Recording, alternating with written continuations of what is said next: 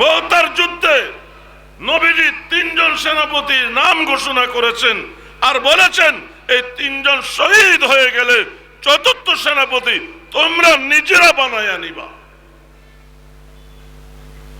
যায়েদ ইবনে হারেসা, জাফর ইবনে আবি তালেব, আব্দুল্লাহ ইবনে রওয়াহা রিদওয়ানুল্লাহি তাআলা আলাইহিম, এই তিনজনের নাম বলছেন। এই তিনজন শহীদ হয়ে গেলে চতুর্থ জন তোমরা মশওয়ারা করে বানাইবা। লড়াই চলছে 3 দিন পর্যন্ত, হাড্ডাহাড্ডি লড়াই। কাফেরদেরও পরাজয় হয় না, মুসলমানদেরও হয় না। কাফেররাও জিতে না, মুসলমানরাও জিতে না। এর মধ্যে 3 জন সেনাপতি শহীদ। চতুর্থ সেনাপতি নির্বাচিত পরামর্শক্রমে কে হলো? খালিদ ইবনে ওলীদ রাদিয়াল্লাহু তাআলা। তিনি সেনাপতি হয়ে কি করলেন ভালো করে বুঝুন। আমি জানি এই কথা বলা অনেকের পছন্দ নয়, তবু বলে যাচ্ছি, এজন্য হয়তো আমি থাকবো না, এই কথাগুলো আপনাদেরকে জাগাবে। অনেক দুঃখের সাথে বলছি। খালিদ ইবনে ওলীদ কি করলেন?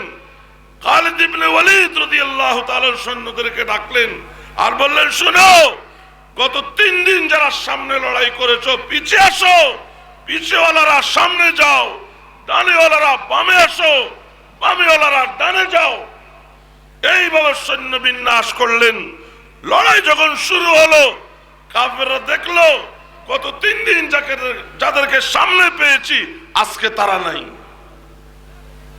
কথা বলেন, আজকে তারা সামনে নাই, অপরিচিত। যেমন আমি 1 ঘন্টা ধরে এখানে বসেছি, অনেকের চেহারা মুখস্থ হয়ে গেছে। আর তারা 3 দিন লড়াই করেছে, চেহারা মুখস্থ, কিন্তু চতুর্থ দিন দেখে নাই। কাফেররা মনে মনে ভাবতে লাগলো, মনে হয় মুসলমানদের সেনা দলে নতুন সৈন্য এসেছে, মনে হয় নতুন সৈন্য এসেছে। এতদিন তারা যা ছিল আমরা যা ছিলাম, লড়াই সমানে চলছে। আজ যদি নতুন সৈন্য আসে, ওদের শক্তি বেড়ে গেছে, আমাদের শক্তি যাই ছিল তাই আছে, আমরা তো আজকে আর পারবো না। মনোবল ভেঙে গিয়েছে, কাফেররা পরাজিত হয়েছে, মুসলমানরা বিজয় হয়েছে। বলুন এখানে ফর্মুলা কি? এখানে একই ফর্মুলা, সৈন্য যা ছিল তাই আছে। খালিদ ইবনে ওলীদ এমন ফর্মুলা দিয়েছেন যাতে শত্রু মনে করে বেশি আছে। কি নবীজির ফর্মুলা? শত্রু যেন মনে করে বেশি, আর খালিদ ইবনে ওলীদের ফর্মুলা শত্রু যেন মনে করে বেশি। এবার আসেন আমাদের ফর্মুলা কি? আমরা সংখ্যায় আছি 1 লাখ, উদাহরণস্বরূপ বলছি 1 কোটিও হতে পারে।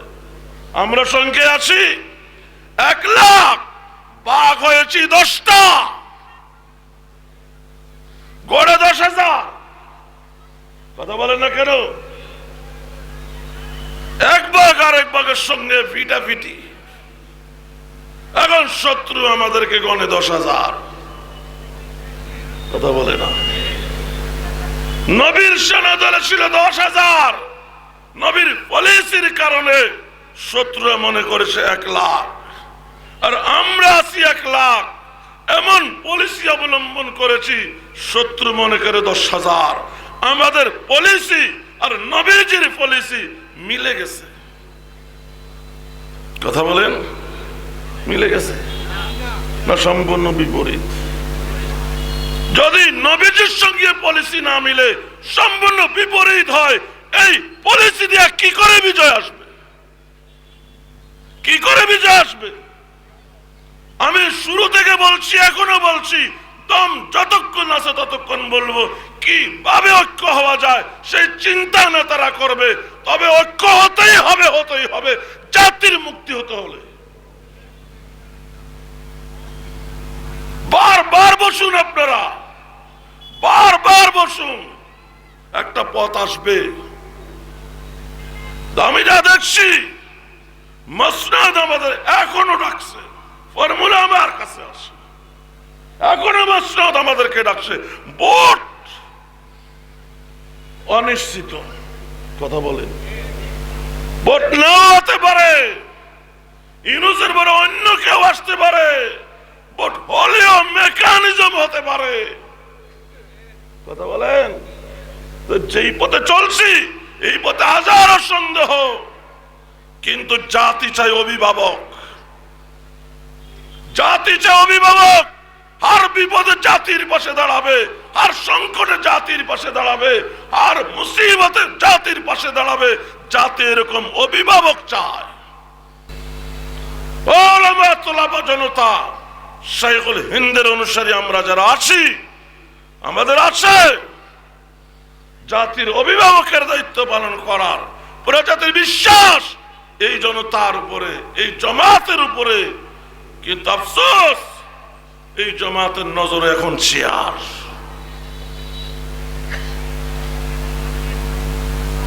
আল্লাহ বুঝার তৌফিক দান করেন। কথাগুলো আমি জেহানে রাখলাম, ভাববেন। একটা বিষয়, মুক্তাদি যে কেউ হতে পারে, ইমাম আলেম হওয়া লাগে। কথা বলেন, মুক্তাদি দাড়িওয়ালাও হতে পারে, নিদারিও হতে পারে, পাঞ্জাবিওয়ালাও হতে পারে, শার্টওয়ালাও হতে পারে, গেঞ্জিওয়ালাও হতে পারে, খালি গায়েও হতে পারে। কথা বলেন, কোরআন পড়ুয়াও হতে পারে, নন পড়ুয়াও হতে পারে। ইমাম কোরআন পড়ুয়া হতে হয়। ইমাম ভদ্র পোশাকওয়ালা হতে হয়, একেবারে পাঞ্জাবি বলছি না, খালি গায়ে হলে হবে না। ইমাম, যারা ইমাম বানাতে ভুল করেছ, পুরো জাতির জামাত ধ্বংস করবা।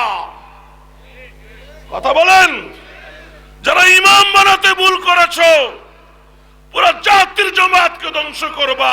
ওদেরকে চিনো, জানো, ওরা তারা যারা ওদের যুদ্ধে অর্ধেক গিয়ে নবীজির সঙ্গ ত্যাগ করেছে।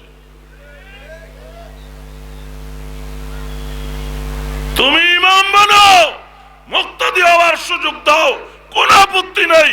ইমামতি দিয়া তোমার মতো যোগ্য লোক মুক্তাদি হইবা, পুরো জামাতের নামাজ শেষ।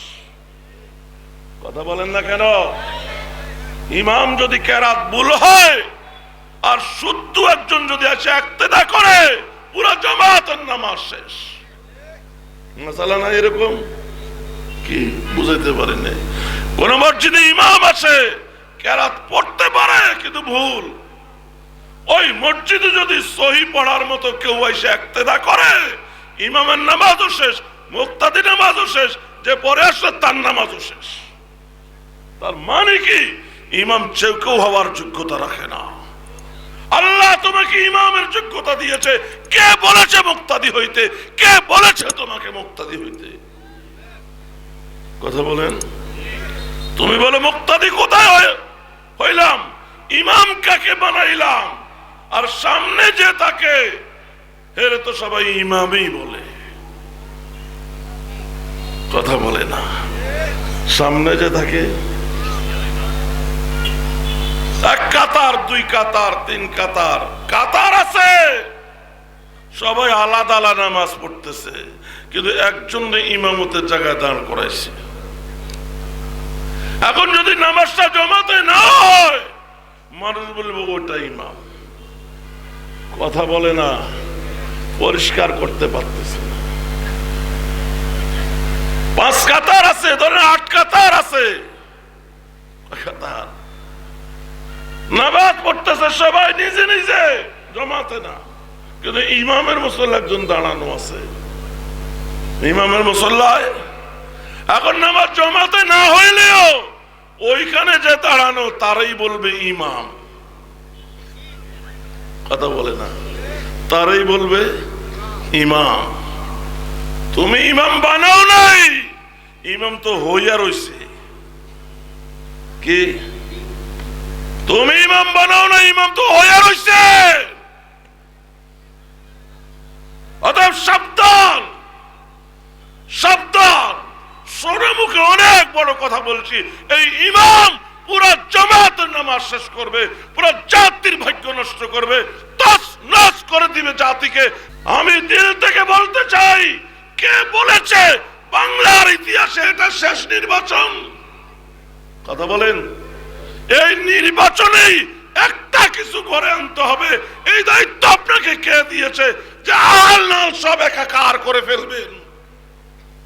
বুঝেন না আমার কথা?